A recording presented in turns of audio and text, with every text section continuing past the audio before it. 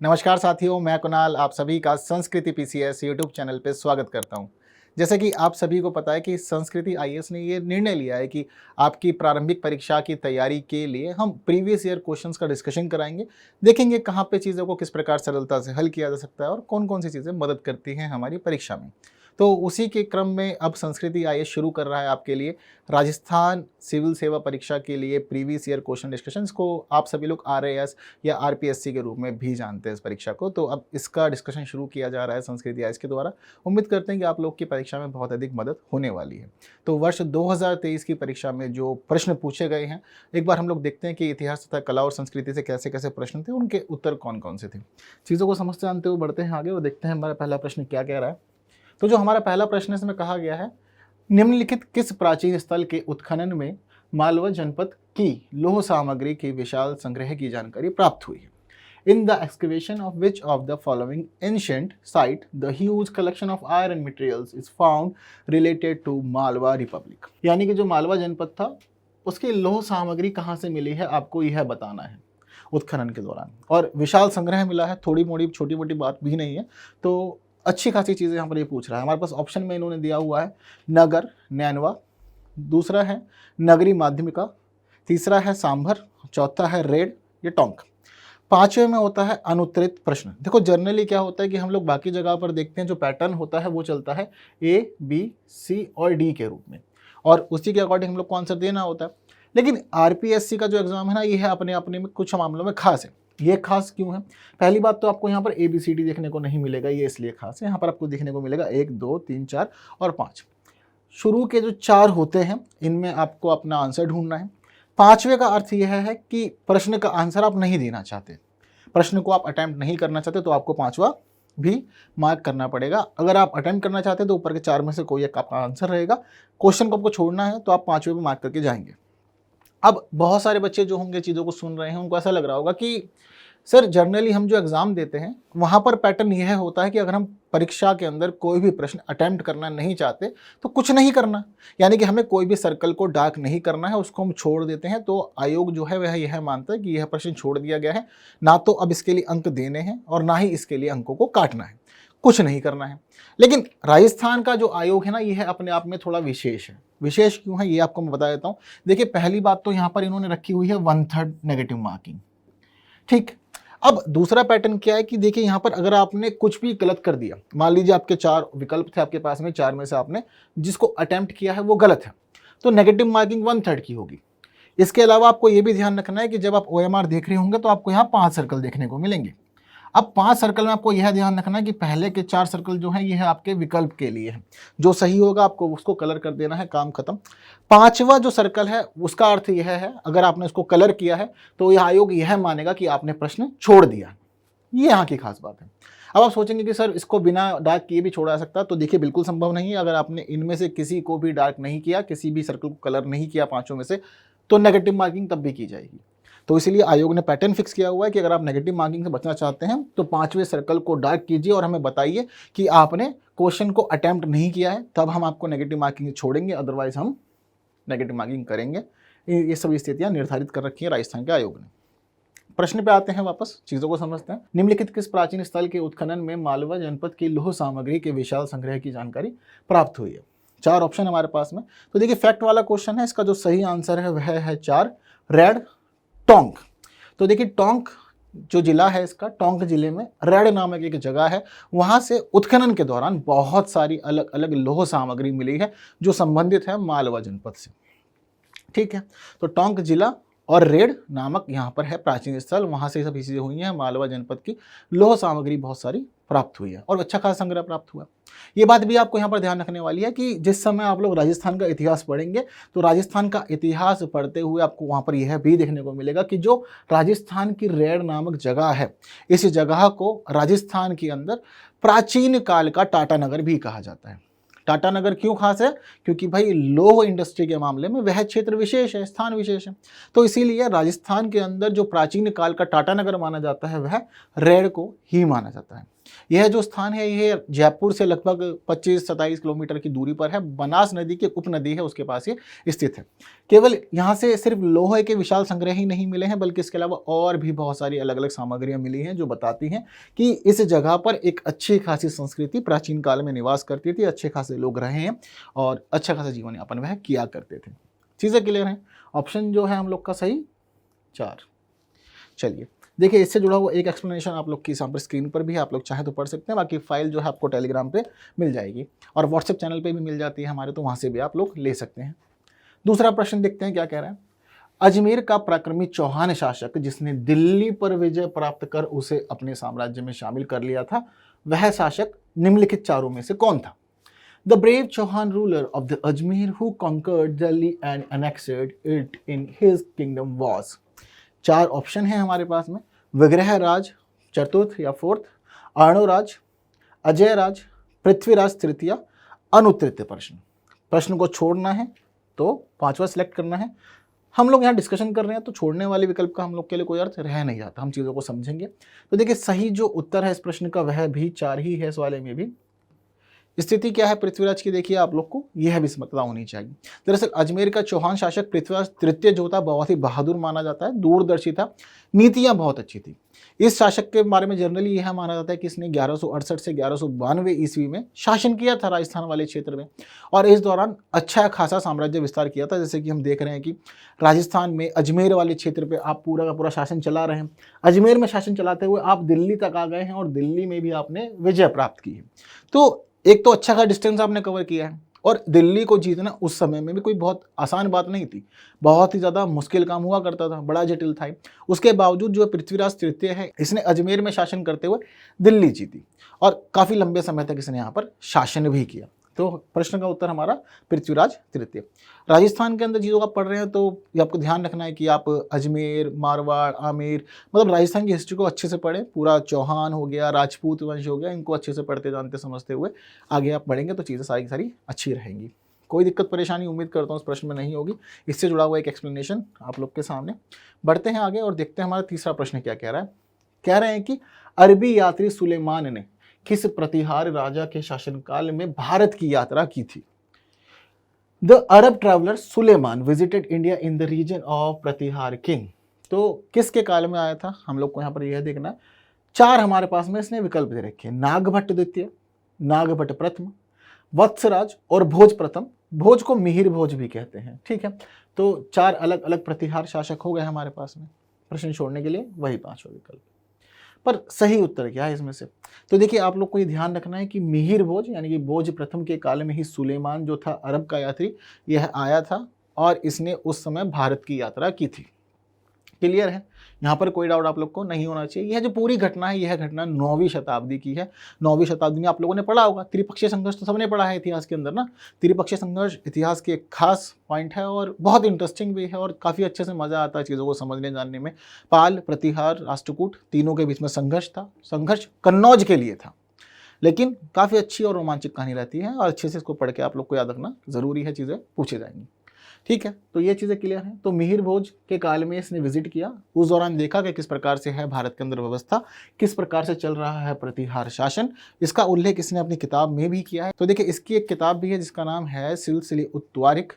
ये किताब 851 ईस्वी में लिखी थी इसने, और उस किताब के अंदर इसने भोज प्रथम यानी कि मिहिर भोज, इसके प्रशासन, इसकी नीतियों, इसकी सेना, इसके साम्राज्य, वित्तीय स्थिति, सबका बढ़िया से उल्लेख किया है। वहाँ से हमें पता लगता है कि इस पूरे के पूरे शासन के अंदर क्या क्या चीज़ें और कैसी कैसी थी। और इसकी किताब हमें बताती है कि किस प्रकार से मिहिर भोज के काल में जो प्रतिहार शासन था उसका एक अच्छा खासा विस्तार था, सुदृढ़ स्थिति में था।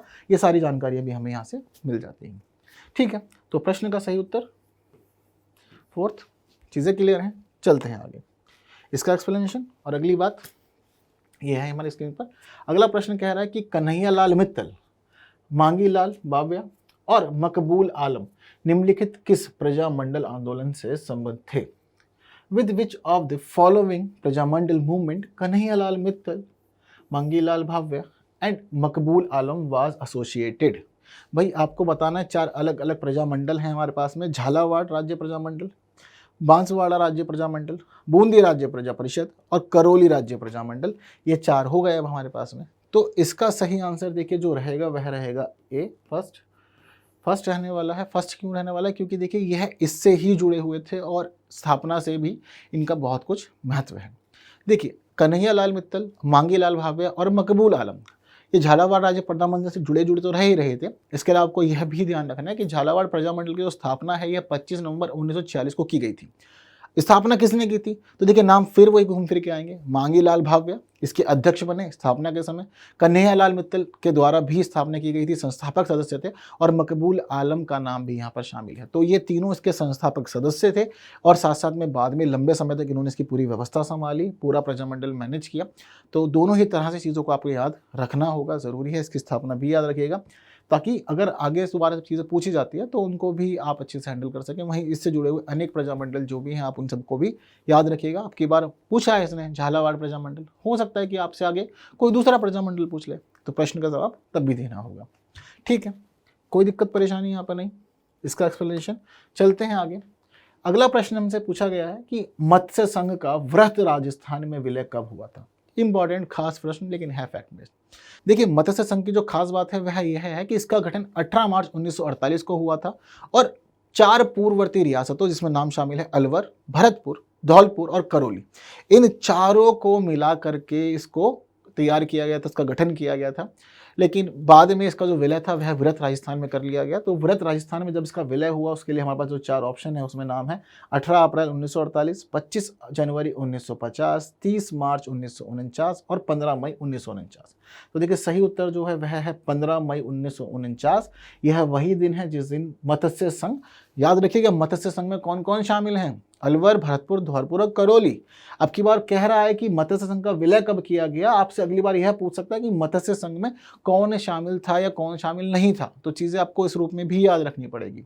डेट क्या है? 15 मई 1949, इस दिन विलय किया था। गठन की तिथि थी 18 मार्च 1948। जिस समय इसका विलय किया गया था व्रत राजस्थान में, उस समय अगर हम इसके प्रधानमंत्री की बात करें, जी हाँ, जो हेड किया करता था उसको उस समय, तो उनको प्रधानमंत्री कहते थे। तो जिस समय विलय हुआ तो उसके प्रधानमंत्री थे शोभाराम कुमावत साहब। तो इनके समय में सब चीज़ें हुई पूरी की पूरी। तो दोनों डेट भी ज़रूरी हैं, क्या क्या शामिल था वह भी ज़रूरी है। चीज़ें क्लियर, यहाँ पे कोई और डाउट नहीं होना चाहिए। चलते हैं आगे, चीज़ों को समझते हैं। हमारे अगले प्रश्न में हमारा जो अगला प्रश्न है वह कह रहा है कि एक ही आंदोलन प्रारंभ करने के पहले मोतीलाल तेजावत किस राजपूत ठिकाने में कामदार के पद पर कार्यरत थे? इन विच राजपूत ठिकाना Motilal Tejawat was working on the post of Kamdar prior to launching the एकी मूवमेंट? 4 ऑप्शन हमारे पास में है, झाड़ोल, सलूम्भर, कोठारिया, देवगढ़। किससे जुड़े हुए थे भाई? अब यह चीज़ आपको भी देखनी है। तो देखिए इस प्रश्न का सही उत्तर जो है वह है झाड़ोल। झाड़ोल ठिकाने से ही ये जुड़े हुए थे, इसी में ही यह कामदार के पद पर काम किया करते थे। ये सभी चीज़ें इनके लिए खास है। तो एक ही आंदोलन शुरू करने से पहले मोतीलाल तेजावत ने मेवाड़ रियासत के अंदर झाड़ोल ठिकाने में कामदार के पद पर कार्य किया। ठीक है, तो आपको यहाँ पर यह भी ध्यान रखना है कि ये जो आंदोलन था, यह आंदोलन झाड़ोल, कोटला और गोमुदा से शुरू होकर के यह काफ़ी विस्तार किया इसने, और यह डूंगरपुर और बांसवाड़ा वाले क्षेत्रों तक फैल गया। मतलब अच्छा खासा विस्तार इसने राजस्थान में किया था। अगर हम बात करें इसकी शुरुआत की, तो 1921 में चित्तौड़गढ़ जिले के मांडकुया में एक ही आंदोलन की शुरुआत की गई थी मोतीलाल तेजावत के द्वारा। एक ही आंदोलन की, इस आंदोलन की शुरुआत करने का जो महत्वपूर्ण उद्देश्य था वह था जनजातियों में राजनीतिक जागरण करना। यानी कि जनजातियों को बताना है कि आपके लिए ज़रूरी है कि आप राजनीतिक क्षेत्रों में भी भागीदारी सुनिश्चित करें, आप यहाँ पर आगे बढ़ें और काफ़ी ज़्यादा आगे बढ़ते हुए अपने अधिकारों की बात रखें, अपने समुदाय की बात रखें, और आपके लिए जो भी विकासात्मक गतिविधियाँ हो सकती हैं उनकी बात रखें, और आप भी बाकी अन्य समुदायों की तरह, अन्य सभी वर्गों की तरह विस्तार करें। और यह आंदोलन सिर्फ और सिर्फ ऐसा नहीं है कि मतलब राजस्थान वाले क्षेत्र तक सीमित रहा, इसके अलावा यह गुजरात के अनेक राज्यों तक भी पहुंचा। यह भी हम लोग देखते हैं इतिहास में। तो इस प्रश्न का सही उत्तर जो है वह झाड़ोल है। ठीक, तो इससे जुड़ी हुई और महत्वपूर्ण बातों के लिए हम लोग चलते हैं आगे और देखते हैं कि हमारा अगला प्रश्न क्या कह रहा है। इसका एक्सप्लेनेशन आप लोग पढ़ सकते हैं, यह भी आप लोग की स्क्रीन पर है। तो जो हमारा अगला प्रश्न है वह कह रहा है कि प्रसिद्ध चित्रकार मोहम्मद शाह जयपुर के किस महाराजा का दरबारी चित्रकार था? The renowned artist Mohammad Shah was a court artist of which maharaja of Jaipur? 4 option हमारे पास में, सवाई राम सिंह द्वितीय, सवाई जगत सिंह, सवाई प्रताप सिंह, सवाई जय सिंह। 4 ऑप्शन में जो सही है वह है हमारे लिए चौथा, सवाई जय सिंह। ठीक है, तो देखिए, मोहम्मद शाह के लिए आप लोग को राजस्थान में ये बात याद रखनी है कि यह जयपुर के महाराज सवाई जय सिंह के दरबारी चित्रकार थे। मोहम्मद शाह के अलावा हम देखते हैं कि साहिब राम नाम के भी एक चित्रकार थे, काफ़ी महत्वपूर्ण रहे जयपुर स्कूल के अंदर, और इन्होंने काफ़ी ज़्यादा उल्लेखनीय कार्य किए थे राजस्थानी या जयपुर चित्रकला के लिए। इसके अलावा आपको यहाँ पर यह भी ध्यान रखना हो कि देखिए, जो मोहम्मद शाह है इसने खासतौर पर राजस्थानी चित्रकला में काम किया था। मतलब जो भी इनके काम होते थे उसको राजस्थानी चित्रकला बोलते थे, और इसको राजपूत चित्रकला के रूप में भी जाना जाता है। जनरली यह भी हम लोग देखते हैं। तो मोहम्मद शाह के द्वारा यह जो सभी कार्य थे यह लगभग 1667 ईस्वी के दौरान किए गए। किस समय? सवाई राजा जयसिंह के दरबार में रह करके इन्होंने सारे काम किए हैं, उल्लेखनीय महत्वपूर्ण कार्य किए, बाकी लोग को भी सिखाया। और चित्रकला का जिस प्रकार से विस्तार हो सकता था, इसमें नई शैलियों का समावेश हो सकता था, नए नए गुणों का समावेश हो सकता था, वह सभी कार्य भी इनके द्वारा किए गए हैं। ये सभी चीज़ आपको याद रखनी है। इसके अलावा ये भी याद रखना जरूरी है कि यह जो चित्रकला शैली है, राजपूत चित्रकला शैली, यह खासतौर पर 17वीं से 8वीं शताब्दी के दौरान उत्तर भारत में बहुत तेजी से विकसित हुई। इसका अलग अलग अनेक क्षेत्रों में विस्तार हुआ, और विस्तार के साथ ही हम देखते हैं कि आज भी राजस्थान में इसका प्रचलन है, काफ़ी चीज़ें देखी जाती हैं, इसमें कोई दो राय नहीं है। और राजस्थान वाला क्षेत्र जो है वो वैसे भी कल्चर के मामले में बहुत ज़्यादा डाइवर्स है। तो अभी भी वह डाइवर्सिटी, जब कभी भी कोई भी अगर राजस्थान का मूल निवासी है वह तो देखता ही रहता है, इसके अलावा बाहर से कोई जाता है तो उसे भी देखने को मिलती ही मिलती है। ठीक, बढ़ते हैं आगे और हमारे अगले प्रश्न की बात करते हैं। हमारा जो अगला प्रश्न है उसमें कहा गया है कि राजस्थान में किस संप्रदाय के पुरुषों द्वारा अग्नि नृत्य किया जाता है। भाई, बहुत ही खास नृत्य है यह राजस्थान के कल्चर का। अलग अलग समुदाय यहाँ से पूछे गए हैं हम लोगों से, संप्रदाय यहाँ पर अलग अलग, जिसमें नाम शामिल है विश्नोई संप्रदाय, राम स्नेही संप्रदाय, जसनाथी संप्रदाय और दादू पंथ। ये 4 अलग अलग संप्रदाय से हमसे पूछा गया। पर यह ध्यान रखना कि किसके द्वारा किया जाता है अग्नि नृत्य। तो देखिए, सही उत्तर है हमारे लिए यहाँ पर 3rd, जसनाथी सिद्ध के द्वारा यह सभी कार्य यहाँ पर किया जाता है। राजस्थान के जो जसनाथी सिद्ध संप्रदाय हैं इसके पुरुष अग्नि नृत्य करते हैं, ये भी ध्यान रखना है आपको।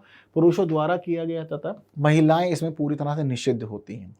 ये जो पूरा का पूरा कार्य है ये खासतौर पे बीकानेर के कतरियासार गांव में होता है। और कतरियासार गांव के अंदर यह जो कार्य होता है पुरुष जो करते हैं ये रत जगह के समय करते हैं। ऐसा नहीं जब मन किया करना शुरू, नहीं, जब रत जगह होता है वहाँ पर, तो रत जगह के समय वहाँ पर यह अग्नि नृत्य करते हैं। और अग्नि नृत्य करते हुए अंगारों के ऊपर यह सारा का सारा कार्य होता है, और काफ़ी अच्छे से इंजॉय करते हुए सारी की सारी चीज़ें करते हैं। पर खास बात इसकी ये है कि इसमें महिलाएं पूरी तरह से वर्जित होती हैं, वह इसमें किसी भी तरह से भाग नहीं लेती। तो सिर्फ पुरुषों से जुड़ा हुआ है ये। हो सकता है कि मेंस में भी अगर आपसे पूछ लिया जाए इसके बारे में आर्ट एंड कल्चर के अंदर, तो वहाँ भी आप चीज़ें लिख सकते हैं, तो उस प्रकार से ये चीज़ों का मेंशन कीजिएगा। तो सही उत्तर जो है वह जसनाथी सिद्ध है, जिनसे जुड़ा हुआ है यह अग्नि नृत्य रथ जगह के समय, और खासतौर पर बीकानेर के कतरियासार गाँव के अंदर। चीज़ें के लिए कोई डाउट नहीं। बढ़ते हैं आगे। अगला प्रश्न कह रहा है हमारा कि कुवल्यमाला नामक कथा संग्रह में कितनी देसी भाषाओं के नाम का उल्लेख हुआ है।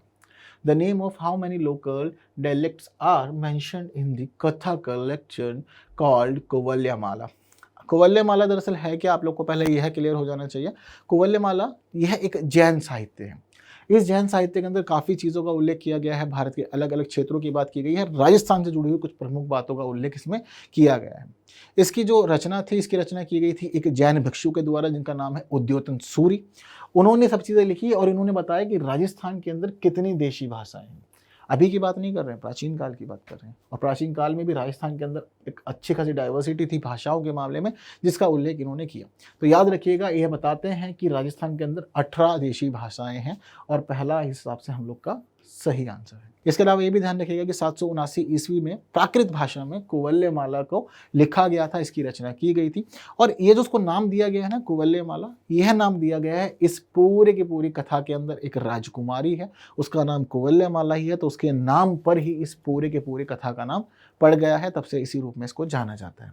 पर हमारे राजस्थान की खास बात यह कि 18 देसी भाषाओं का उल्लेख इसमें कर दिया गया है। ठीक है, 10वां जो प्रश्न है हमारा, उसमें कह रहे हैं कि चंद्रभागा मेला प्रतिवर्ष कार्तिक मास में कहाँ आयोजित होता है। The Chandrabhaga fair is held every year in the month of Kartik at Bundi, Banswara, Dungarpur और झालरापाटन। 4 अलग अलग ऑप्शन हमारे पास में, सही आंसर है झालरापाटन। ये याद रखना है आप लोग को। दरअसल चंद्रभागा मेला जो होता है ना, यह हर साल कार्तिक महीने में, मतलब जनरली आप लोग याद रख सकते हैं कि अक्टूबर नवंबर के महीने में इसका आयोजन होता है। राजस्थान के अंदर एक जिला है, उस जिले का नाम है झालावाड़ जिला। झालावाड़ जिले में एक स्थान है जिसका नाम है झालरापाटन। तो उस स्थान पर प्रतिवर्ष इसका आयोजन होता है। यह जो पूरा मेला है चंद्रभागा मेला, आपको पता लग गया होगा नाम से ही कि ये मेला जस्ट जुड़ा हुआ है चंद्रभागा नदी से। चंद्रभागा नदी के ही सम्मान में इसका हर वर्ष आयोजन किया जाता है। और यह भी याद रखिएगा कि इसका आयोजन कार्तिक महीने के आखिरी दिन किया जाता है, मतलब बीच में कभी नहीं होगा। जो अंतिम दिन होगा कार्तिक मास का, उसी दिन इसका आयोजन होगा। और इस मेले को खास तौर पे एक विशाल पशु मेले के रूप में जाना जाता है, दूर दूर तक प्रसिद्ध है। देश विदेश के बहुत सारे लोग यहाँ पर पहुँचते हैं कार्तिक मास के अंतिम तिथि पे और आकर के चीज़ों को एंजॉय करते हैं, पूरा मेला देखते जानते समझते हैं। इसको अनेक जगह पर ये जो मेला है, इस मेले को हड़ौती का सुरंगा मेला भी कहा जाता है लोकल में। यह भी यहाँ पर देखने वाली बात चीज़ है। ठीक है, तो झालरापाटन याद रखिएगा, चंद्रभागा मेला यहीं लगता है। इसके अलावा राजस्थान में और भी बहुत सारे मेले रखते हैं, आप उनको भी याद रखेंगे तो भी आपके अनेक प्रश्न सॉल्व हो सकते हैं। और प्री में ऐसे प्रश्न पूछे जाते हैं राजस्थान में, ये हम देखते ही हैं। ठीक है, तो चंद्रभागा मेला कार्तिक मास यानी कि अक्टूबर नवंबर के आसपास में, खासतौर पर अगर आपको हिंदू महीनों के अकॉर्डिंग याद रखना तो ये याद रखिएगा कि कार्तिक मास के अंतिम तिथि पे इसका आयोजन किया जाता है, हर वर्ष किया जाता है। कहाँ पर होता है? चंद्रभागा नदी के पास में होता है और उसी के सम्मान में सारे कार्य होते हैं। विशाल पशु मेला है, ये महत्वपूर्ण बातें हैं, याद जरूर रखिएगा। यहाँ पर कोई डाउट नहीं होना चाहिए। झालरापाटन यानी कि चौथा इसका सही आंसर है। ठीक है, तो इसका एक्सप्लेनेशन और आज की वीडियो में बस इतनी ही बातें। तो जितनी महत्वपूर्ण बातें हम लोग को करनी थी अभी अपनी इस पहली वीडियो में हम लोग कंप्लीट कर चुके हैं और आप लोग के सामने जो भी महत्वपूर्ण चीज़ें थी प्रस्तुत कर चुके हैं।